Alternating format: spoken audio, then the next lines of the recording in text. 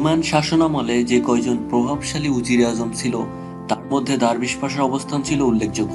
তিনি ছিলেন অত্যন্ত সাহসী এবং শক্তিশালী একজন যোদ্ধা।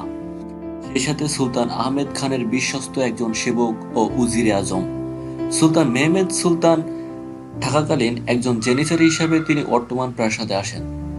পরবর্তীতে তিনি বোস্তানজি পদে উন্নীত হন। সুলতান আহমেদকে ছোটকাল থেকে আদর ভালোবাসা দিয়ে বড় করেছেন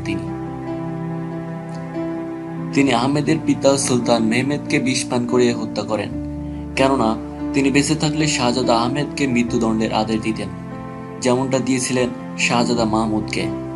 অবশ্য এই ঘটনার পেছনে খানজাদা শাহিনগীরাই জড়িত ছিল। কিন্তু পরবর্তীতে হালিমে সুলতানের কন্যা শাহজাদি দিলরুবা আহমেদকে বিষয়টি জানান, যার ফলে সুলতান আহমেদ ১৬০৬ সালের ৯ ডিসেম্বর তাকে নির্মমভাবে হত্যা করেন।